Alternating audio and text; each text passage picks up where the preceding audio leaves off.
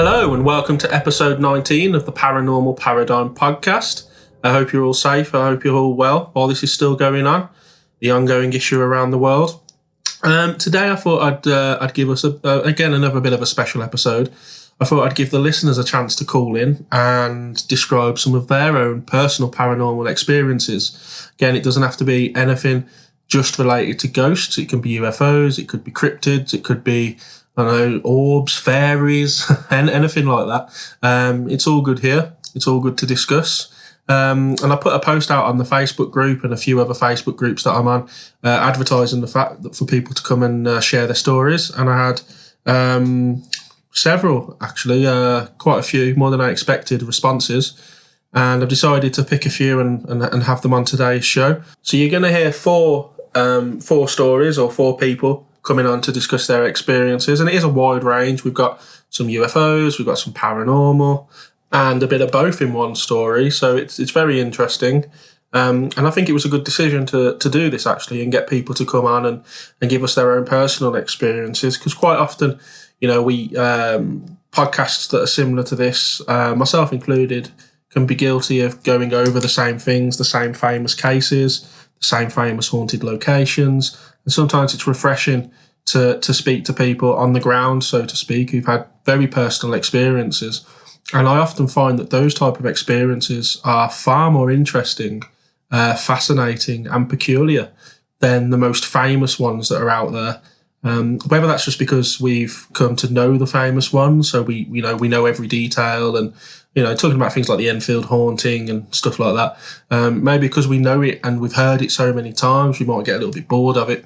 And sometimes just a fresh story, an exciting story, can reignite your passion for for paranormal investigations, for paranormal stories, for ghost telling, for storytelling. So as I say, you're going to have four stories today, four personal experiences, and I hope you enjoy it. And we'll crack on with the first one. Okay, so now I'm talking to Ollie from Rutland, I believe. How are you doing, Ollie? Yeah, not too bad, thanks, chap. Well, thank you for coming on. Thanks for getting back to me on my call out. You're on here to discuss a UFO experience, a UFO sighting that you had with several friends. Would you like to go over that? Give us a brief overview. Yeah, basically it was 1997. I had to double check that last night, but yeah, it was 1997 when we were 13. And there was a few of us cycling back from cadets, coming down a hill, and it was me that spotted it. And I said, "Look," I looked over to the right towards the back of the forest, and I said, "Look, boys, there's a Harrier coming out the back of it," which is we've got two army base, RAF bases around us. One of them's what they used to fly the Tornadoes out of. Okay.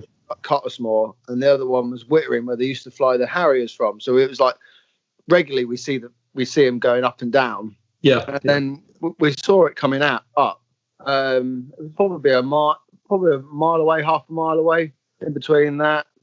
And we saw it coming up, and then we stopped, and because obviously we were all into RAF cadets, and then we kind of all clicked on it. It was just like, oh, that's not a Harrier, because obviously you'd see the propulsion from underneath it, and then it shot up and then reversed, done like a swoop reverse, and then it was just gone. It just within seconds it was gone completely out of sight, and like we all looked at each other just like absolutely gobsmacked. It's like, what was that?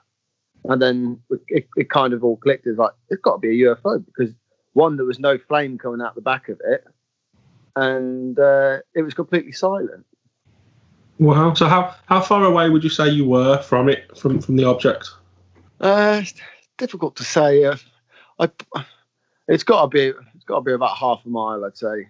Okay, and so obviously even more difficult to say. Would you be able to give it a size? I mean, I've had a UFO encounter, and I've always likened it to about the size of half a football pitch, but I was much closer. Could you give it a size? That'd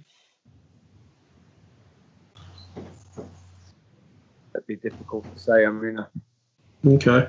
Would it, if you were looking at a Harrier from that same distance, Because you mistook it for that originally. So would you say it was roughly the same size? Yeah, you'd probably say a couple of sizes of a harrier. I'd say, yeah. Okay, right. Okay, so a decent size then, really. Yeah, but I mean, the field behind it.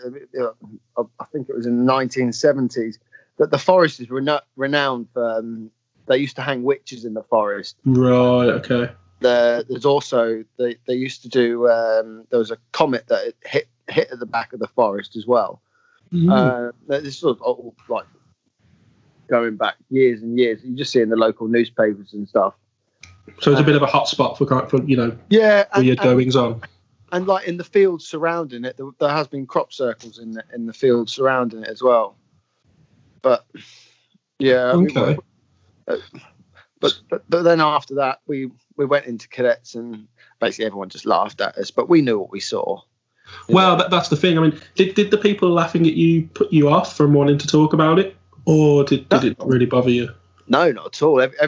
Every time I meet up with my friends, I mean, the only person I talk to is Ben now, and the other guys I don't really talk to. But yeah, every time I meet up, he lives in Newcastle. But yeah, every time we hook up, we always talk about it, and it's it would definitely put me down the route of like UFOs and everything like that. And then it got me like into my local history of my area and stuff, and see what else had gone on, Okay. So since that encounter, have you ever had anything else? Because sometimes, I mean, again, personally, the encounter that I had led to a lot of weird stuff happening.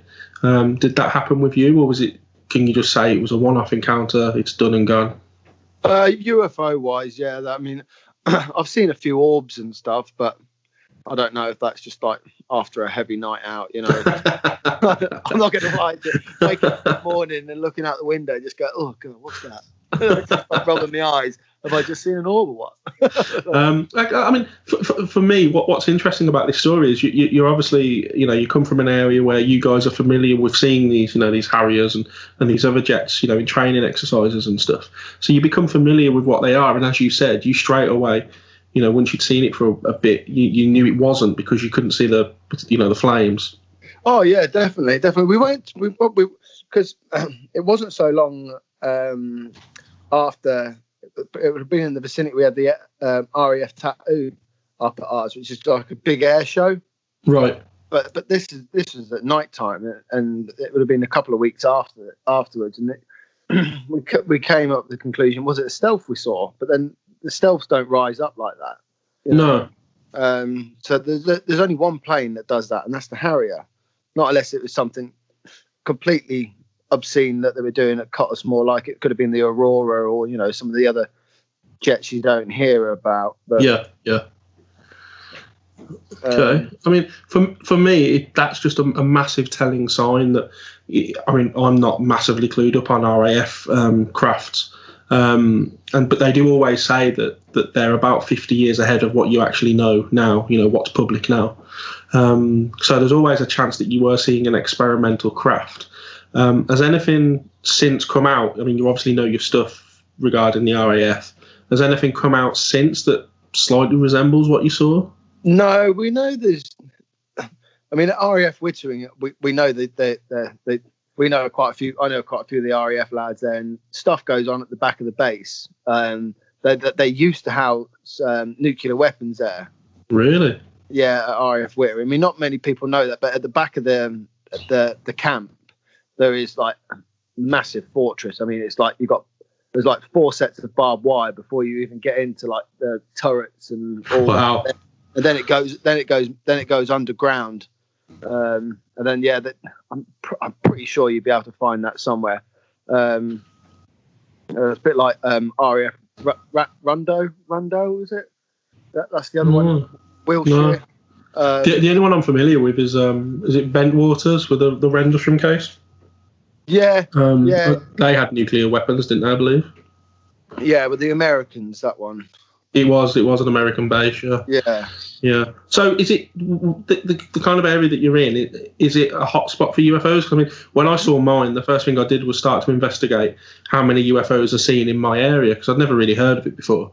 Did you, you say you went away and it took you down the UFO route? Yeah. Did you come across any stories of other people seeing things? Yeah, there's definitely a few. There was the one that was in the newspaper probably about 15, 20 years ago. And some guy was walking through Tilton Forest, which is the other side of the county. And he says he came into the forest and the forest just lit up. And he came out 24 hours later, completely blank. Didn't know what had gone on, but Well, I don't. You don't know if he just maybe tripped over and hit his head or. Oh, yeah, that's always a possibility. I mean, but the thing is, as someone like yourself who's actually seen this kind of thing, you know yourself not to just instantly dismiss a story because it sounds a bit weird. Because that happens far too often. And that's why I asked you, did the ridiculing and the laughing stop you from wanting to speak out? Because that happens all the time. People, they're scared to tell what they've seen, not just UFOs, but other things as well, because they're scared of the ridicule that they're going to get. And that's a shame. No, I mean I'm quite an abrupt person. I follow a lot of conspiracy theories and stuff. I mean, it changed my whole mindset on everything really, because I'm just convinced that the government are lying to us, and then it led me down the rabbit hole, if you like. Things like 9/11. I'm just 100% convinced that day never. Never, it's like stuff like that. Like Princess Diana's death. All the stuff like that. It just triggered me to think, it's all a lie, Well, I think you're absolutely right there, because the thing that got me into all of this stuff was Ancient Aliens, and I was watching that on YouTube, and then the next thing you know, I'm watching a 9/11 documentary, and all of a sudden, as you say, you start to question everything, because if the government can lie to you about, in this instance, disclosure, and the fact that there aren't aliens and there aren't extraterrestrial beings and UFOs, if they're lying about that, then what else are they lying about? And so you're right to question that, and I think a lot of people do the same as what we've done, and they go down this route of one thing is almost a gateway experience, and it leads you down the path. Yeah, totally agree with that. Yeah, I think so. With your the RAF bases around you, I always find it interesting that they always seem to be hotspots for UFOs, not just the ones by you, but the bases all around the country. Do you think that there's a possibility that for that reason that they are not extraterrestrial, but they're just craft that are being experimented on by the government? Or do you think that it attracts extraterrestrial craft because they like to see what we're doing and how our technology is developing? I don't remember. It's a good question, really. I'd like to think they just keep an eye on us. Yeah, I'd like to think the same. I mean, it's a bit. I've been watching that Project Blue Book with. The one about Hynek. Is it Hynek? Yeah. I've been watching. I mean, I know that's not quite 100%, but and I kind of think that they knew about it back then. And say that Majestic 12 and the MJ12, kind of put it all in together. And another guy I found really fascinating is von Braun, the German guy. I might not get his name right. Oh, von Braun, is that the guy that came over and headed up NASA? He was the Nazi scientist, yeah. Operation Paperclip. Project Paperclip, yeah.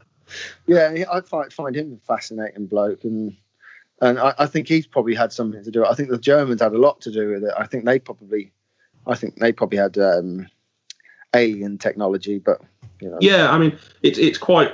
I think it's quite well known now that Hitler and all of his kind of SS kind of branch, a lot of them were really focused on finding like occult stuff, magic stuff. They built they called it the Die Glock, was it? Which was the bell. The bell, yeah. So I think that they most certainly had one eye on paranormal, shall we say? Yeah, and Yeah, I mean, another thing I find fascinating is that they had an Operation High Jump after World War II, where all the American ships all went off to the Antarctic. I think it was like 45 ships. No, I didn't know about that. Yeah. Operation High Jump it was called, and they sent 45. Not quite 100% on the numbers, but it was about 45 ships, 2,000 troops, all went off to Antarctica, and they never said what they went there for. Obviously, it was something to do with New Swabiland, with the Germans going up there. Yeah, and I always find that really fascinating as well. I mean, because they reckon they found pyramids in Antarctica. They reckon they found like the third world down there, and Yeah, well, I went to there was a conference in Manchester called Awakening. Oh yeah. Yeah, did you go to the last one? No, I didn't go to. I went to the first one. I didn't go to the last one. Okay. The last one had Linda Moulton Howe there. She used to be big on like cattle mutilation and stuff. Yeah. And she did programs. Yeah. Yeah. She's really good. I mean, but she did an hour and a half where she basically had interviewed this guy who spoke about these underground bases in the Antarctica and how he'd been down there and there were extraterrestrial beings down there and all this stuff. And, it was interesting stuff. I mean, not much of it can be backed up or, corroborated, in my opinion. But it was interesting because the Antarctic is such a locked off piece, isn't it? No one could go there. Yeah. That's what I mean. The closest place is Chile, isn't it? And you'd have to get a boat from Chile. And yes. Yeah. But then you have to get. I mean, they take you on a cruise there, but they won't take you on site, will they? Well, no, you never really see it, do you? You just, I guess you just see like an ice wall or something. Yeah. But yeah, it's kind of pointless going, really. Right, that's cracking, mate. Is there anything else you want to kind of chuck in before we wrap it up? No, that's fine. Yeah, I've pretty much said everything I know, really. Excellent. I mean, I don't know if you wanted to get me. My friend Ben, I mean, he's having a baby at the moment. Well, he's not having a baby. But, you could get him on to verify my story. I mean, but it'd just be the same what I've told you, really. Yeah, okay. Well, I'll talk to you after this, and I'll get his details, and it'll be interesting just to kind of see if he's got anything extra to add, and if he has, then definitely I'll get him on. Yeah, that's great. Nice one. Yeah. Well, thanks for coming on anyway. It was a pleasure to talk to you. All right, no worries, fella. Thanks for the call. Cheers, mate. Take care. Bye. Bye. Okay, so that was my brief interview there with Ollie. He came on to discuss his UFO experience in Rutland. And a very interesting experience, really, because I always find these quite interesting when someone is really familiar with, RAF crafts, and particularly with Ollie, having grown up in that area, you see these planes all the time, as he said, exercising, taking off, landing. And you get to know what these crafts are like, you get to know how they manoeuvre, you get to know what the pilots can and can't do with it, the capability of the craft. And, when it first came up, you thought, that's a Harrier, I see it all the time. And then he realised that there were some differences, that you couldn't see the flames, for example, that you would normally see, and it started to manoeuvre slightly differently with the reverse and the speed in which it shot off. So it's always good because you've got some comparison there, because as I say, I haven't got a clue about RAF craft, really, apart from, a Spitfire. I could tell you a World War II craft from a modern day craft, and that's about as far as I can go. But Ollie and his friends, they know it, and they could tell that this wasn't normal, and that's what led him to believe he'd witnessed a UFO, an unidentified flying object. Doesn't always mean it's alien or extraterrestrial, but it is an unidentified flying object, so it's a UFO, and that's what he saw. And it's always good when there are more people there to see it with you as well. People just to back up your story, as he said there at the end. He'll put me in touch with Ben. Ben will help back up his story. And that's always good, because if you see it on your own, you can doubt yourself sometimes, even though, you might think, I've definitely seen that, 100% know what I've seen. Some people would doubt you and call you a liar and laugh at you, as he said. People mocked him and laughed at him. But it's kind of like, support in numbers, safety in numbers. And if someone stood next to you saying, no, I saw it too, and he's not lying, it just helps you feel better about the whole situation, about what you've seen as well. And I know that from experience, when you go on a ghost hunt, someone's with you, and if they're experiencing the same thing as you, it kind of just backs up your story, makes you feel a bit more sane, shall we say, and you're not going that mad that, someone else is seeing it as well. So it's an interesting story there from Ollie. Hope you found that interesting. And on to the next. And our next guest is Ryan Wilson, and you eagle-eared listeners will probably recognise that name because he has been on with me before. He helped host the show with Melissa Martell, and a very close friend of mine who comes on regular ghost hunts with me, part of the Paranormal Paradigm group. So yeah, welcome, Ryan. Thank you, Kieran. How are you? I'm very good, mate, as well as can be during this lockdown fiasco, but we won't talk too much about that. Yeah, so obviously we know each other, although you are a keen listener to the show. Indeed, yes. I'll give you your money later.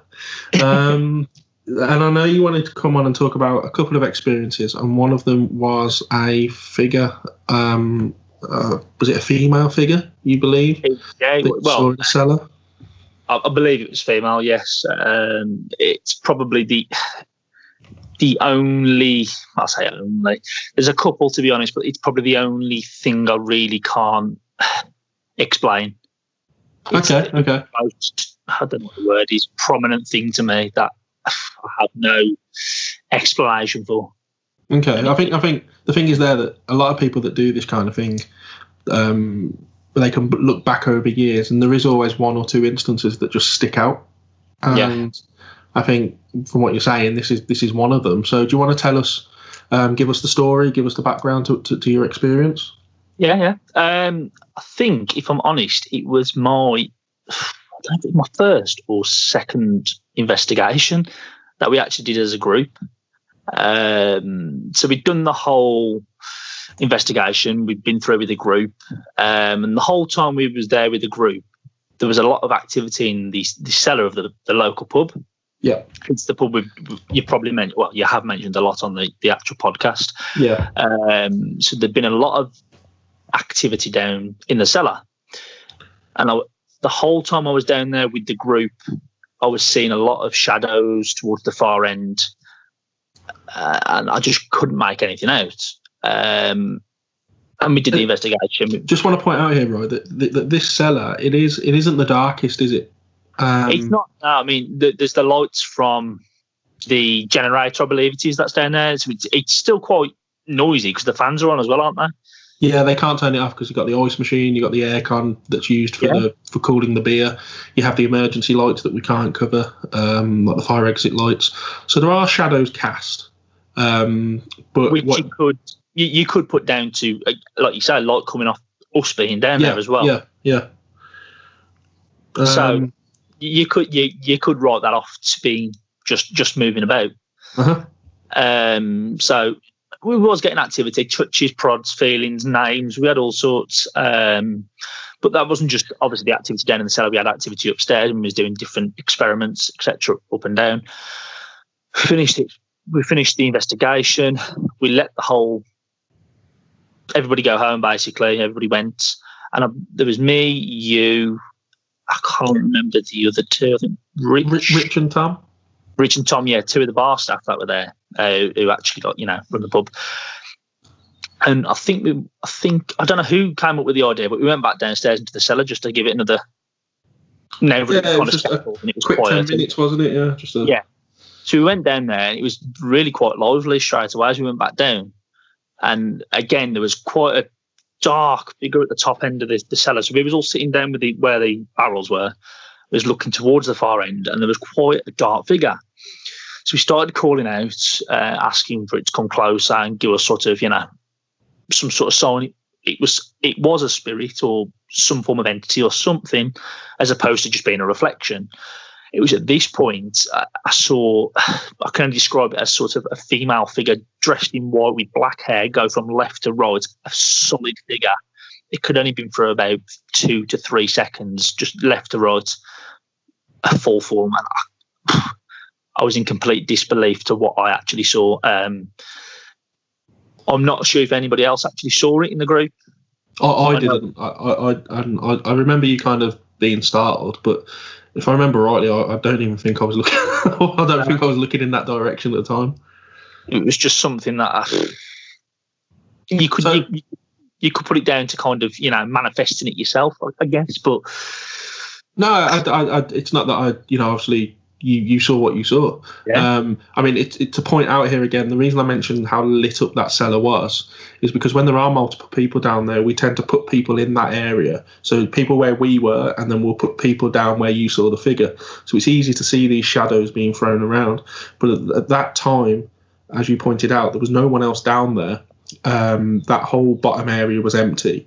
So to see the shadow that we all did initially see was very interesting in itself.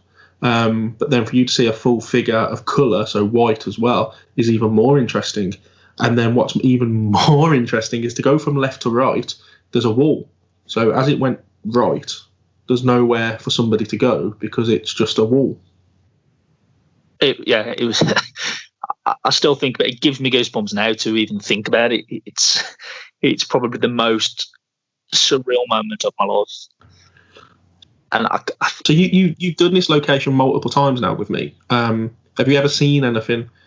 Because we talk obviously, and we always have a recap at the end of an investigation. But sometimes, like, even I don't tell everybody what I've seen or experienced because it is personal. Yeah. So, is there anything that you've ever experienced there that would allude to the female figure that you saw?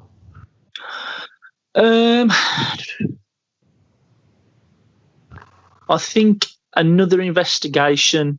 I think we have had guests kind of come up with names, and when we've done experiments. Yeah. We have had guests who've said that there's a female entity there. Yes, which is so. I mean, I remember the first time we actually did it, and me and you both, without communicating with each other, both got a weird feeling. We went down into that cellar, and it's something we didn't realize, and it's become more and more of a kind of an epicenter of activity in the location. Really, since the more and more we've done it. I think it's the go-to place, isn't it? I think it's important to point out here to the listeners that if you haven't really listened to the show before, I have spoke about this location quite a lot. And this cellar is the same cellar where the barrel moved right in front of about 6 of us. So we heard the barrel rocking. We tried to recreate it. Was it on an uneven floor? Were the cars driving overhead? Couldn't recreate it. And just as I took a photo and the flash lit up the room, it rocked again. So we all got to see it with our kind of our bare eyes. Watch this, and everybody knows how heavy a full barrel is. And it just rocked from side to side several times before it rested again. I've had my own name called down in the cellar. We've heard whistles, haven't we? Yeah, I remember the one time we actually did debunk something, but it was the most terrifying moment of my life. Oh, yeah, that's important to point out because, just to prove that not everything is a ghost, and this was blatantly not a ghost. Do you want to tell it? Well, yeah, we was all down there as a group, and we was calling out, asking for some sign of anything, a noise, a whistle, a knock, anything to kind of tell us something was down there with us. And just at that moment, there was the loudest bang rattle you've ever heard in your life, and every single person, man to woman, screamed. Yeah. I remember grabbing the nearest person near to me, and they must have had like finger bruises on their arm from where I grabbed him. Me and yourself, Kieran. I mean, obviously, listeners can't see us, but we're both, not small blokes. No. We do this quite often. We're not hard to scare. We're easy to scare, should I say? And I was absolutely traumatized. Yeah. So this loud. What was it then? What was the loud bang? Well, after obviously going upstairs, speaking to the group upstairs, and reviewing the CCTV, was a car that had just come onto the car park, and it drove over. Was it the storm drain upstairs? It's basically the 2 metal doors in the floor that they open up to drop the barrels into. So it hit that, and it just completely rattled the whole thing. It rattled the cellar, yeah. And it was the loudest bang. I remember going upstairs, kind of. Very, very quickly to ask if anyone else had heard it, and one of the guys upstairs, the first thing he said to me was, I bet that car driving onto the car park scared you, didn't it? And straight away I knew then, right, okay. But we reviewed the CCTV, as you say, and just to confirm what it was, and we noticed the time, we clocked the time, compared it to the CCTV, and it was the car driving over the doors. I mean, in one way I'm disappointed, but the same way I'm quite. Yeah, I was relieved, but yeah, you're absolutely right. It could have been the best piece of audible evidence we'd ever captured. But it wasn't. It just kind of proves, again, we're not these kind of people that just want to believe everything. We did everything we could to debunk that. Yeah, that's how we approach it, isn't it? We approach it skeptical to debunk everything, really, until we can't. And quite often you can debunk it, to be honest. I know the second experience you want to talk about was also, I don't know how to word this, undebunkable. So do you want to tell us about that? Yes, yeah. So another time we were on another investigation. So there was me, yourself, I can't remember who else was there, the gentleman whose house it was. I believe the lady was in the room as well, was she? Yeah, so for the listeners, this is the house I did a few episodes back where Kelly came on to talk about the haunting in her house, the house in Essex. You might remember that. And this is one of the times we went down to investigate. So we were all sitting around performing a spirit board. So we were obviously getting some activity on the board. And we was asking a few questions. And I believe at this time that we was getting quite, not agitated with the board, but we were causing a bit of mischief. Yes. So we were asking a few questions that whatever was communicating with us didn't seem to like.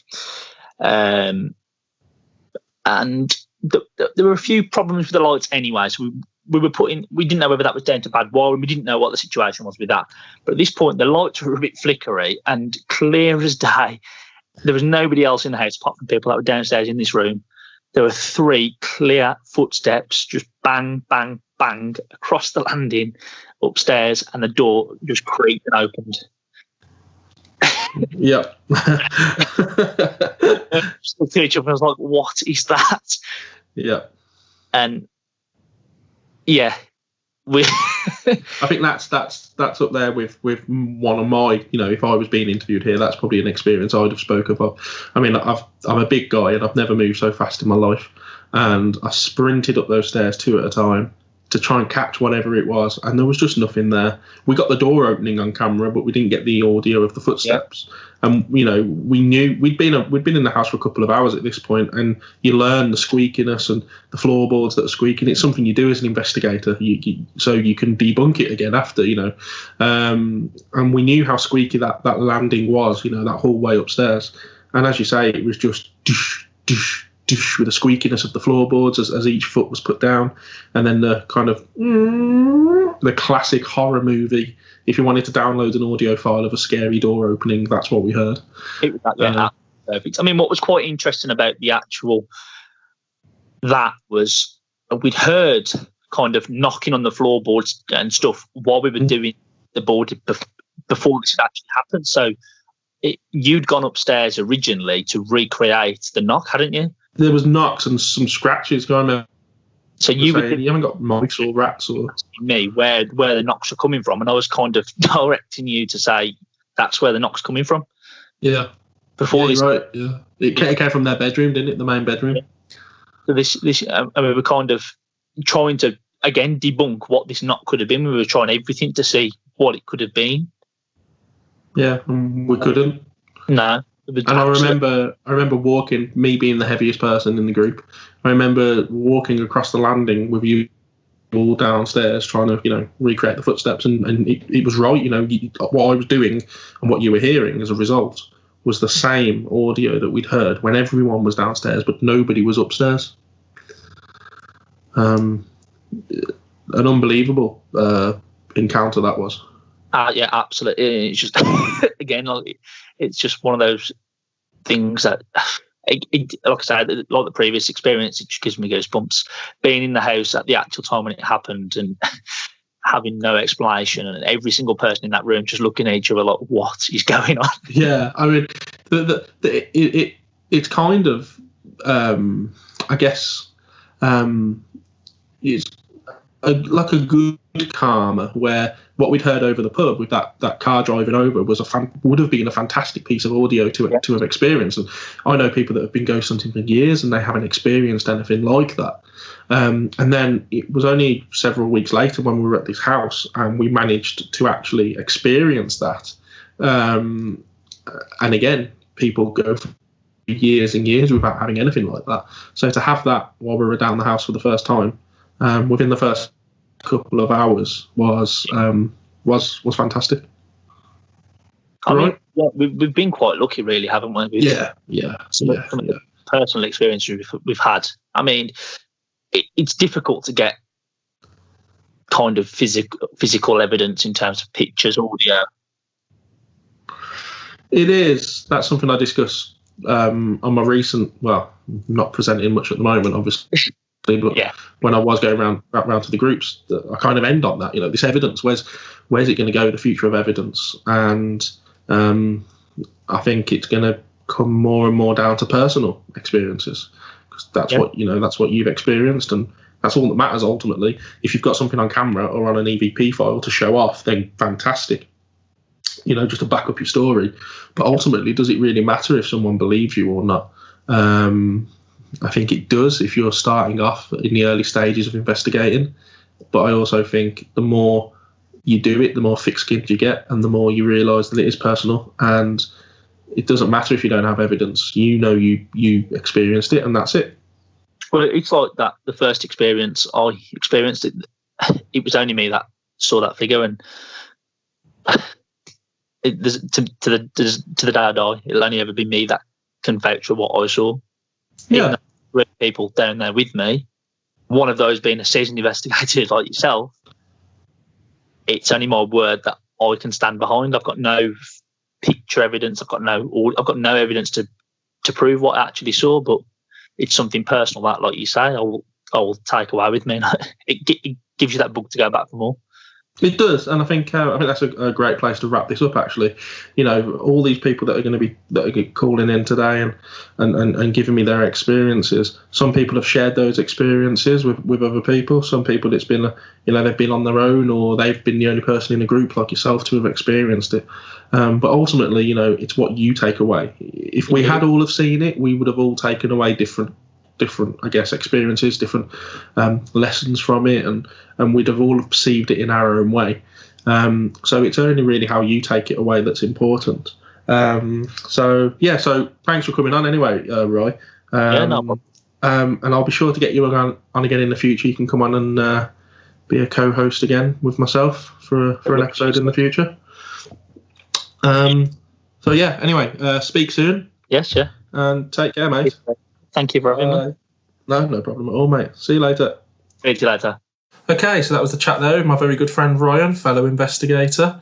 He wanted to come on and just talk about those experiences. As you can tell, he's very passionate about what he does as a hobby, and he's very passionate about his experiences. And as he said, he gets goosebumps when he tells the story and thinks about what it is he's experienced over the years. And two very good examples there. One where it was a personal experience where he saw that figure down in the cellar of the pub. And, we have seen and experienced some very weird things down there, as we described, the moving barrel, the whistles, my name being called, the shadows that we do see. But what Ryan saw there with that solid figure that, wearing what he described as a white dress or white clothes, is very unique, and it's not something that other people have experienced. So it's very personal to him. We're not doubting what he's experienced. It just proves that it is a very personal thing. And on the other hand, at the other end of the spectrum, we have the experience of the footsteps in the house, where 5 or 6 of us, maybe 7, anyway, a large group of us all experienced the same thing. We all heard the 3 footsteps. We all heard the door open, the creak of the door. So it's a really good comparison there between the two experiences, one very personal and one where everybody heard it.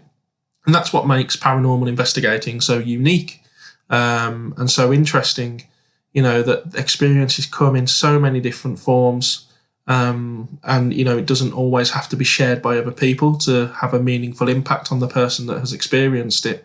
But again, on the other hand, experiencing something in large groups, and you can all kind of corroborate what it is that you've experienced, also has a special meaning. So you know that you're not going mad, and you know that you've all heard it, and it's a talking point for you going forward as well. So very interesting brief interview there with Ryan. As I said, I will look at getting him back on to co-host a few shows again in the future. So I'm looking forward to that. Hope you enjoyed that one, and on to the next. Okay, and now I'm joined by Lisa Selwyn from Wolverhampton, not too far from where I am. How are you doing, Lisa? I'm okay, thank you. Very good to hear.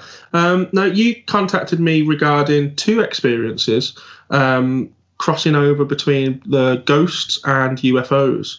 So the one I'd like to hear about first is the orbs that you witnessed in your house with your own eyes. Right. Okay. The first orb I saw, I had my telly on, evening time, and I was looking at a magazine. Something caught my eye on the telly, so I started looking up at the telly, and then I see this orb. So I just stare at it, watch it, and this orb, it was about circular, and about, I'd say, 10 inches wide approximately. Okay. And it had some sort of pattern on it, and it was floating in midair, and it sort of moved beyond the telly and disappeared beyond the telly, and that's the first one that I've seen. Okay, so when you saw it, were you aware of where it had come from, or did it literally just appear? Literally just appeared, because I was looking at a magazine before. Yeah. So I only looked because something caught my eye on the telly. Yeah. And this is when I saw the orb. Okay. And the second one? The second one was a different sort of orb. Right, okay. It's evening time again. Yeah. At the telly on. But I think I was sitting up, and this orb seemed to do something to me in a way. Interesting. Right. And this orb, it was really bright, and I kept closing my eyes all the time because that's what it kept making me do, because this orb was really emitting a lot of its own light. Right, really okay. bright. And I think somehow it did do something to me in some ways.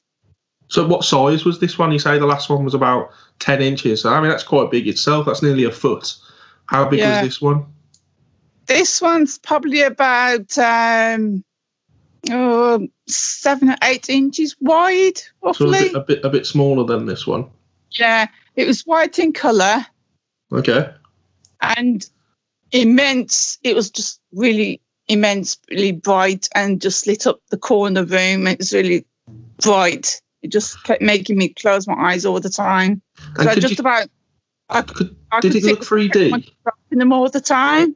Okay, yeah. Okay, So, did it look circular? Did it look like a ball, or did it look flat? Definitely circular. Yeah. It was it seemed to be intelligent, because it kind of it started off near to the wall. Yeah. Well, it wasn't on the wall. It was like a ball that was near the wall, and then it was started moving, making. It's hard to describe it really. Was it moving all in one direction, or did it tend to kind of move? It was moving. It kind of was moving slightly with a curve, and then it turned round its corner and went into the hallway. Ah, now that's interesting. If it can kind of move on its own accord. It did, definitely did. Okay. Quite a sharp turn when it went around the corner into the landing. When this was happening, were you aware of? You say that this second one did something to you. Were you aware of anything emotionally or physically happening to you? No, it just kept. Well, it was emitting. It was very bright. Yeah. It's kind of letting off its own light, and I just kept. Well, I wanted to keep looking at it, so I kept. Yeah. So shut my eyes a couple of times because it was as if it was making me do it in some ways. Okay, yeah. So it's almost like it had taken a bit of control over you. Yeah. Okay. And were you on your own at the time when this was happening? Yeah, because I live by myself. So. Okay. And you've never been aware of anything else within the house before or after this? Things going on. Okay, like what? Sometimes when I've been downstairs, if you've got a fringe and someone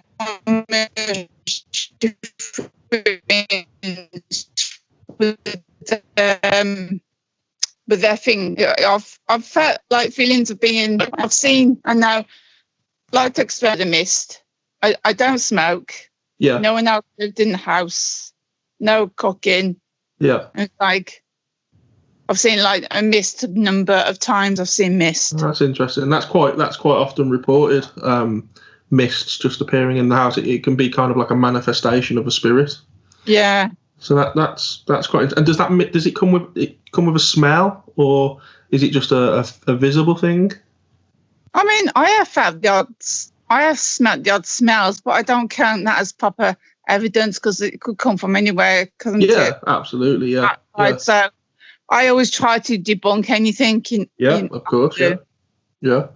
Okay, that's interesting. So moving on now to the UFO in Barbados. Yeah. I mean, Barbados is not the most familiar place that you would link to UFO sightings. So do you want to tell us a bit about that? Yes, it's 2016 in autumn time, and I was walking up this road. Not many people hardly around when I was walking up. It was dark, so and then I suddenly appear. It was only about, I'd say, 12 feet away, roughly. So really close then. Yeah, I could see. I mean, I just was staring at it, trying to observe as much as I could within that time. Yeah. I mean, what kind of shape was it? From what I gather, the lights, because it had lights in the middle. Yeah. And they sort of made like a curve. So it would appear to be like a saucer shaped. And then below the lights, like a saucer is kind of very similar shape to that. And then thing at the top. A little bump. No, it had like a little sort of aerial thing at the top. Oh, okay. It looked smooth, just lights in the middle, and then kind of very similar to a saucer shape. Okay. So 12 feet away. I mean, how big was this thing? I'd estimate approximately 18 to 20 feet, roughly. Wow, that's pretty big. Big enough to get someone in. Yeah, definitely big enough to get someone in. Wow. Okay. And did it seem intelligent in itself, in the way it was moving, the way it was acting? It was just stationary. It was staying in one place, no sound, no wind. Like helicopters. Yeah, you can feel it. Yeah. Yeah. Well, there was giving off nothing like that. It was just no wind with it there at all. Okay. Stationary. Then after about, I'd say, 15 seconds, it probably went off. Wow. And how did it move off? Did it go really quick? Did it just disappear? Just suddenly went off quick. Wow. Because most people say that when they see a UFO fly away, it's in the blink of an eye and it's just gone. Was it like that, or could you watch it move? Well, I didn't actually see it properly move. It seemed to be high up in the sky next time I saw it. Then that's interesting. So you feel like there was a bit of not missing time, but it somehow got out of your eye shot, out of your vision, and got right up into the sky. Yeah. Oh, okay. And when this happened, you say there weren't many people around. So do you feel like it was only you that experienced this? I'm the only person I didn't see anybody else around at that time. I was like some tree the other side. Yeah, yeah. And have you ever looked back to see if anyone else did report anything at that time? No, I didn't at the time, really, because I didn't think anyone in Barbados would actually. I didn't really know anyone. Yeah, yeah, of course, yeah. With really. Okay. And what kind of effect did when you were watching this thing? What were you feeling? Did you feel calm? Did you feel anxious or excited? I felt calm. I just really felt calm. Okay. Yeah, I just felt calm. It didn't seem threatening. It was just like I'm just observing it and seeing calm. I didn't get any fear whatsoever. No negativity or anything like that. Just calmness and just watching, just standing there looking. And did you feel like it was looking back? I know that's quite weird to say because it's just an object. In some ways, yes, I did feel that as if it was looking at me. So do you think it appeared to look at you, or do you think you just came across it by accident? It didn't mean for you to find it? It's hard to say, really. Yeah, I know. Some people say that. Because I was looking at the road and it just suddenly appeared. That's what I remember. Yeah, because some people say that it's almost like it's waiting there for them, and so for example, you were the only person there. It's almost like it waited for that moment, so only you would experience it and nobody else would. That's quite a common claim. Oh, I didn't know that. Yeah, I've heard rumours to that effect. Yeah. I mean, and of course you've got your famous sightings where thousands of people see it all at the same time. So you do have kind of opposite ends of the spectrum. That's fascinating. I mean, have you ever had any interest in UFOs? Did you have an interest before this happened, or is this what made you have an interest? No, I've always, from when as a child, used to watch stuff like typical stuff like Star Trek, sci-fi movies. Yeah. But I didn't really experience anything paranormal when I was younger. I mean, I have got some of the classic things, but I'm not saying because I had nosebleeds that I was abducted or anything. Yeah. Sometimes the symptoms of being abducted can easily be explained just normal, So that's quite a good way of thinking, actually. That's probably a good time to. I always try to debunk things anyway. Yeah, absolutely. I mean, I always, when I investigate it. There is something a little bit odd. Usually you remember where you've had marks on your leg. Yes, yeah. And it's just, it could be nothing, but it's just a bit odd how it seems to be like a puncture mark on my leg at the top. Yeah. That's interesting. Have you? I noticed you contacted me through Birmingham UFO Group. Have you ever spoken to Dave Hodrian? No, I don't. It's a bit tricky to get there because I don't own a car. No, it's not about getting there. Dave is one of the leading UK UFO investigators, and he deals with people who suspect that they might have been abducted, or they suspect that UFOs are following them around. He will come to you and make a case study and help you try and understand if you're a bit wary of what's something going on. Because sometimes I have to keep a lot of stuff to myself. No, that's massively understandable. But I mean, what I'll do is after this, I'll send you Dave's contact details, and it's up to you. It's your discretion. If you'd like to contact him, you can. I don't know if you'd be interested enough. He's seen some stuff. He'll take any case on, will Dave? You can.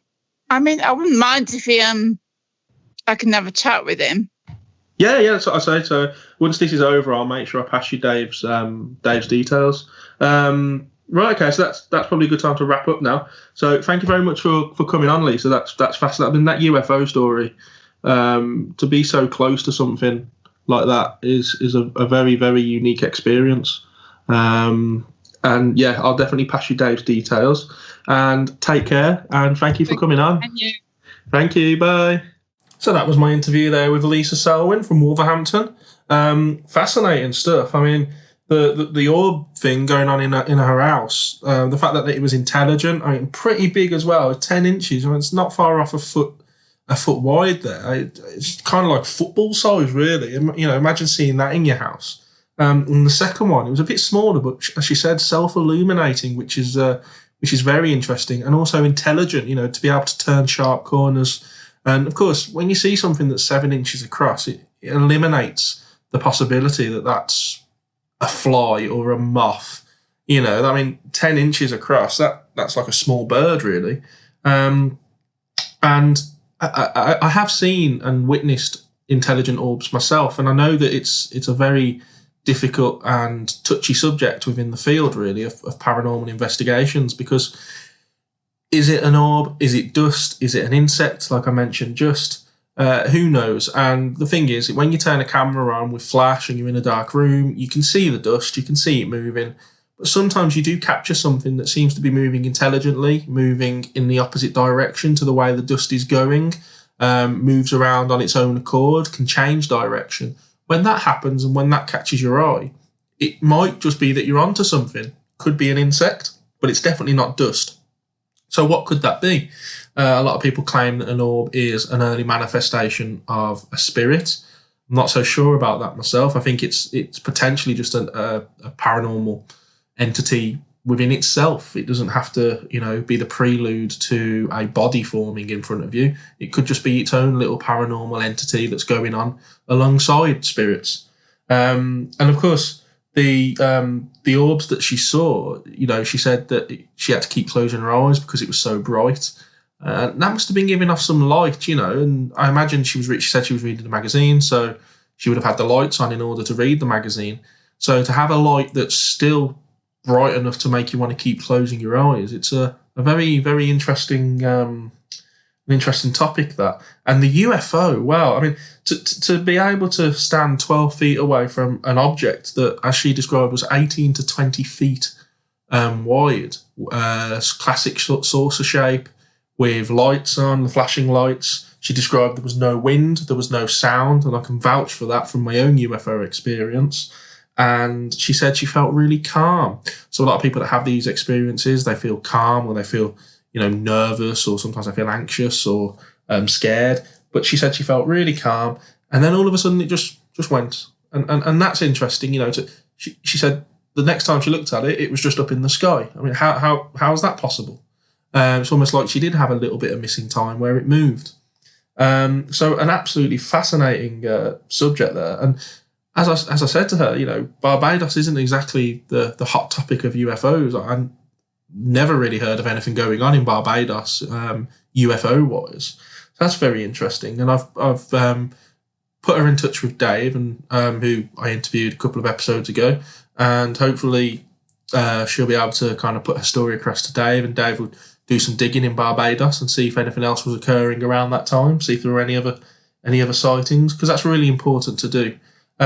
Also, sorry for any bad connection that was going on there. I believe Lisa was on her phone, and she did say beforehand that her phone isn't the best at the moment, does keep cutting off. We were lucky enough that it didn't cut off, but the connection did kind of go a bit haywire halfway through, so apologies for that. Anyway, next we're on to our last story of the show. I hope you're enjoying this, by the way. I certainly am, talking to different people and hearing their different experiences. It's fantastic. So the next guy is a guy called James, who I've met once, and he's a very keen paranormal investigator.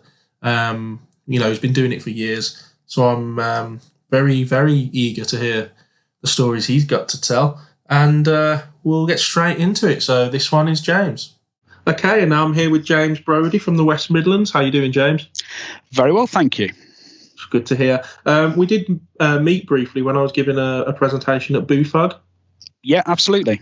And I remember thinking, this guy knows his stuff. You know, he's a paranormal investigator. We've got a lot in common. I'd love to talk to you again. And here we are. Yeah, and thank you for the opportunity. No problem at all. It's my pleasure. So I know you want to talk about what got you into it. Everyone has a starting point, a catalyst. And for you, it was when you were at university. You had a sequence of events that really kicked you off. Yeah, absolutely. It was quite strange because prior to university, it had the odd thing sort of happen, but it wasn't really until I left for uni that it all sort of kicked off. And it all started off in the sort of very first place I was at, in that I was sharing a house with a family with a colleague, and they told me the story about the fact that there was a little kid that walked around the house, and that sometimes they spoke to their son. And when you get to meet people for the first time, you think, okay, maybe that's a bit strange. I'm not sure about this. But what we found was every now and again there'd be things would sort of move around the house. So there might be like a glass would move from one room to another, a couple of sort of items. But the event that really sort of brought it home was we were babysitting the son whilst the mum and dad had gone out, and we heard some padding around the house. So I went upstairs to the child and said, right, okay, come on, it's bedtime now. And he looked at me and said, well, it's not me. And so I was actually doing I was actually doing teacher training at the time, and so I put my best teacher's voice on and said, right then, well, whoever it is who is messing around, it's past James's bedtime now, pack it in. And the whole room went cold. I wouldn't say the whole room went cold, as in we both saw our breath, as if it was like instantly. And we both looked at each other, and I did that really brave thing where I said, right, well, I don't think that's the best sort of behaviour, is it? Go to bed, and you can pack it in as well. And then just walked out. Left the kid to it. I left the kid to it. So that was my really, really brave first sort of encounter. I mean, admittedly, I did go up about 10 minutes later after I'd managed to sort of regain my composure, as it were. But and that was the first sort of real tangible sort of experience. But this was also then the starting point, because we were at that house for a year, and then as you do, you sort of meet friends, and you get out of your starting place, and you start to share a house with people that you sort of like. And there was 6 lads, and we're all in a classic student accommodation in Northampton. And the very first day I moved into my room, the whole room shook as if a very heavy vehicle had gone past, and it was and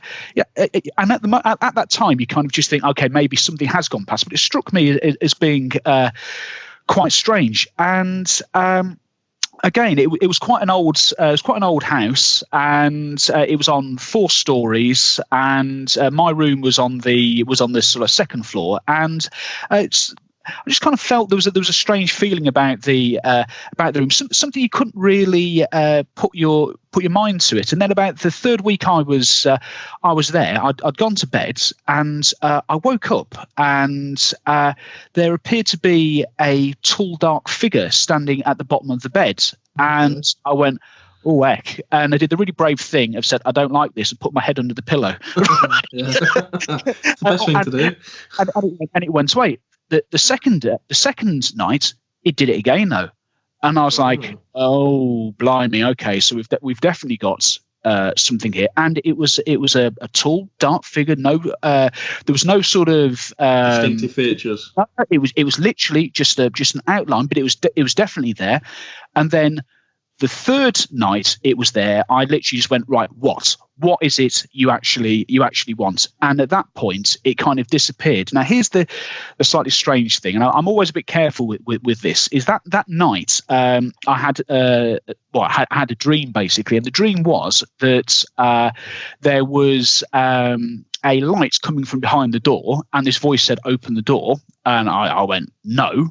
And then it asked again, it opened the door. And I opened the door, and instead of this dark sort of shadow, it was actually a girl. She may have been 13, 14, and she was just there. And in that dream, I said, well, I'm not scared anymore, because I know what you are. But when I literally woke up from that, there was this girl standing next to me on the side of the bed. Now, if you take that story on its on its own, then you would say, okay, then, well, you've had a waking dream there. There's the various sort of things that can very easily explain this. However, it turned out that my girlfriend, who's now my wife, we shared my room, and she was freaked out because she swore blind that there was a girl standing by the side of the bed. Then one of my housemates, his girlfriend, said that there was this girl walking around the house. And there was about 3 or 4 different independent sightings of this girl. But the strange thing is that when we moved out of the house, the day that we went to move out, we got a random knock at the door where previous owners of the house said, well, we were there, we lived here 56 years ago, and it said that downstairs had been the coal shed, etc. And he was just going through and showing us the room. And I said to him just before he left, I said, look, I've got to ask you this it's going to sound like a really daft question, but did you ever notice anything weird about the house? And he said, oh, you mean the little girl that used to walk around? And I looked around to my housemates and I said, see, I told you. And that really was a sort of okay, so that's been a couple of properties going now that I have seen different things, but other people have seen it, and that really sort of sparked my interest. And what I've since found is that no matter what property I've been to, there has always been some level of activity. And I appreciate we don't have that much time, but the big one happened about. Well, it would have been about 7 or 8 years later when we had moved out of Northampton, and me and my wife were sharing a house with an old school friend of mine, and we moved into a house which was incredibly active, to the extent that I started to take pictures of activity going around the house, and I created a little website. I mean, it's no longer there, but it was called Paranoia. It was the words of paranormal and paranoia, because I think that pretty much summed out how I saw it. I like that.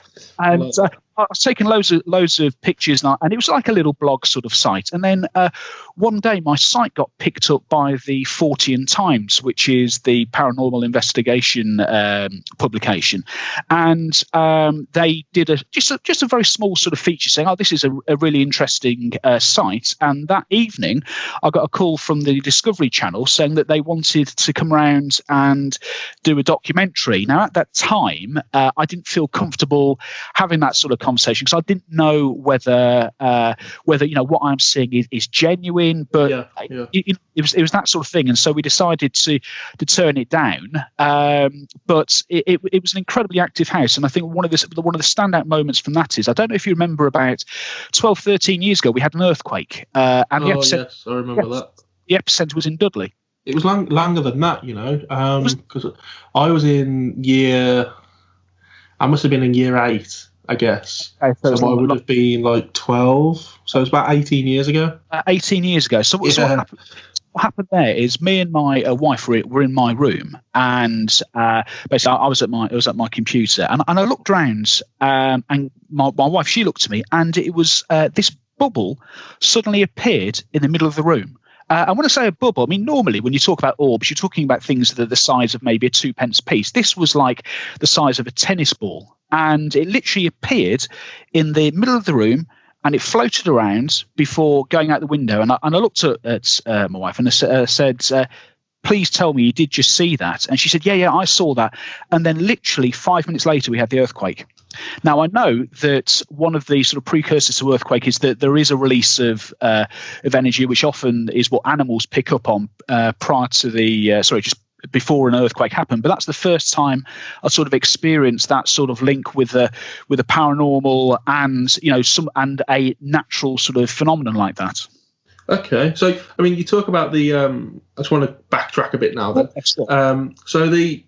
when you say you didn't want the Fortean Times to come round because you were a bit unsure about if what you were experiencing was genuine, yes. That's a really common thing with people that experience paranormal, kind of activity. The lady I interviewed just before yourself, she said that she doesn't feel like she can talk to some people about this, and I think that. Do you think that that's a a common bugbear really in the field, and it holds back a lot of potential evidence. Well, it does, because the problem is when you do paranormal investigation, as you know from yourself, you do meet a very wide cross section of people, and you meet some very, very genuine people, but you also do meet people that maybe have various challenges and various issues, and it's a very thin line between. Are you actually genuinely seeing something, or is there maybe some other challenge with that person? And again, the biggest problem now is that it's actually with the amount of CGI that's available, the amount of tricky that can be done on a very basic PC. The actual act of getting genuine sort of material is incredibly difficult. And I think that then you have that negative link between you're just making it up, you're just you're trying to make yourself think that you're special, and that's off. And I think that really does put a lot of people off. I think you've touched on something there that I'm passionate about. It is the future of evidence, yes. And I think I may have, if I've even mentioned it in this podcast or I mentioned it in the last one, that you could be looking at the best piece of evidence going, but there's always that nagging thing in your mind that it's fake, it's CGI, it's Photoshop, and I think I'm not very confident in the future of the evidence side of paranormal investigating, really. Well, yeah, and I think you've made a very good point there. And I think one of the things that I learned was that I've actually got, and I know we talked about this very briefly previously, is that I actually have quite an old camcorder that still uses mini tape, and I use that as my primary sort of source for sort of like investigation, because the tape is a lot more difficult to be able to mess with, and it gives you maybe a level of authenticity that you wouldn't necessarily get from, say, a smartphone or the bog standard sort of digital cameras. Because I think a lot of again, I appreciate I'm teaching you to suck eggs here, but I think people might not be aware that when you do take pictures of orbs, then often it can be dust that's picked up. And one of the real sort of challenges is being able to show, especially with a camera, that maybe if you're getting something going against the what would be the natural flow of the room, something that would be moving a bit more randomly, that can sort of elevate it from just being I think that's a piece of dust you've picked up on the flash of the camera or the flash of the phone. Yeah, I think again, absolutely right. It's interesting that you talk about this tennis ball sized orb, because again, the lady that was on previously, she spoke of 2 orbs that she saw in her living room, and one she estimated to be about 10 inches across. Self-illuminating, independently moving, able to turn corners. And that's very unusual, because typically with the orbs, again, as you know yourself, they tend to be smaller. A lot smaller. Yeah. Well, that's it. That's it. And I think that's why they often get mistaken for dust particles or moths or bugs because of the size of them. Yeah, absolutely, and I think that the one last sort of event I would like to share with your listeners is that in our previous house, this is when I was very active on the paranormal investigation, and I'd be out maybe 3 or 4 times a week. My wife was heavily pregnant, and we were sat in our front room, and the room went very cold, but specifically around myself. So no matter where I walked around the house, it would be cold around me, but not around my wife.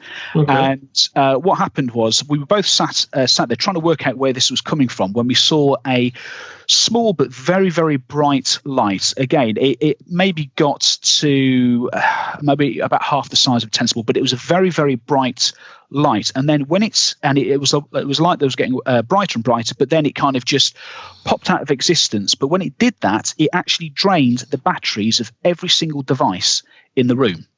So that was laptops, phones, anything with a battery in that room was zapped when that went out. And I spoke to my colleagues, and they said, "Well, is your wife okay?" And I said, "Yeah, absolutely fine." She said, "Well, again, and this very much depends on your on your point of view and your belief system." But they said, "Well, for something to try and make that much effort to get into the atmosphere is usually there as a warning." Well, a week later, on New Year's Eve, my wife is suffering from severe abdominal sort of pain and gets rushed to hospital. And my daughter, our first child, was born by emergency cesarean 3 weeks early.